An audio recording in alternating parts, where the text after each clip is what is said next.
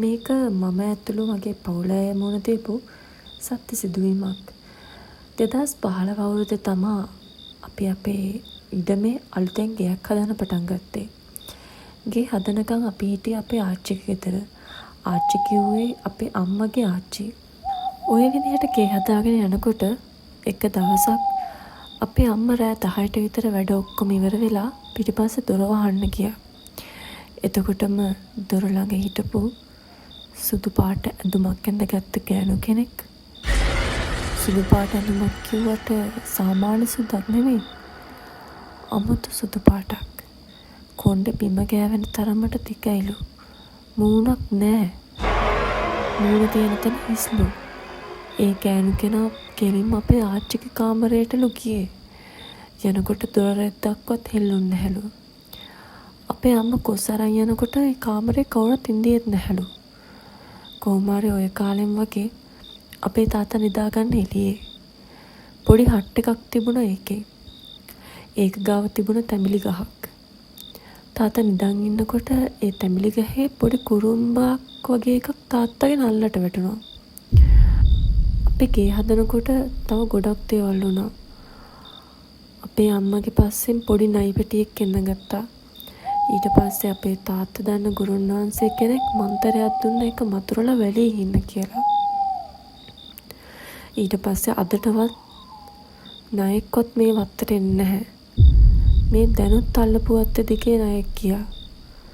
කොහොම හරි අපි මාර්තු මාසේ දානයක් දෙනවනේ. අපි ඒ දාන දීලා ආවට පස්සේ අපේ අම්මා මට බත් එකක් බෙදලා දීලා මේසේ ඉඳලා ගියා. අපි ගේ හදලා තිබුණට ජනෙල් දාලා එහෙම තිබුණ නැහැ. අර තැඹිලි ගහේම ගෙඩියක් ජනේලේ ඇතුලෙන් ඇවිත් පුටු වැන්ද වැදලා බිමට වැටුණා. ඒ තැඹිලි ගහේ ගෙඩියක්වත් කොහෙත්ම ජනේලේ ඇතුලෙන් එන්න විදිහක් නැහැ. තැඹිලි ගහයි ජනේලේ අතර පොඩි දුරක් තියෙනවා.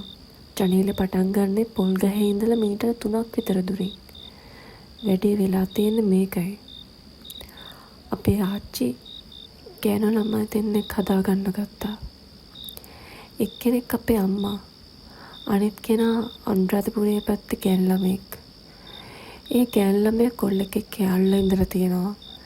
ඒ කොල්ලා කියලා තියෙනවා එයාට ආච්චිව රවට්ටලා අපි ඉන්න ඉඩම ලියවගත්තොත් බඳිනවා කියලා. එයා ආච්චිට ද්‍රෝහිකම් කරන්න කැමති වෙලා නැහැ. අන්තිමේදී එයා ඒ තැඹිලි ගහ යටදී ටැමරෝන් බීලා අපේ ආච්චිගේ මල්ලිගේ ගෙදර ළිඳ ළඟ වැටිලා ඉඳලා අපිට හම්බුණා. පැය දෙකක් විතර යනකොට මිනිහ ඉදිමිල නිල් වුණාලු. අපේ අම්මා වැඩට ගිහිල්ලා එනකොට මිනිහ වල දාලත් ඉවරයි. මිනිහ තියාගන්න බැරි නිසා වැළලුවලු. තව ගොඩක් අය අපේ ඉඩමට හැගහගෙන ඉඳලා තියෙනවා. මං ඉපදෙන්න මාසෙකට විතර කලින් තමයි නඩු ඔක්කොම ඉවර වෙලා තියෙන්නේ. හැබැයි දැන් නම් හොල්මන් නැහැ. අපේ ආච්චිත් අවුරුදු 100 පිරෙන්න හරියටම 3 මාසයකට කලින් නැති වුණා.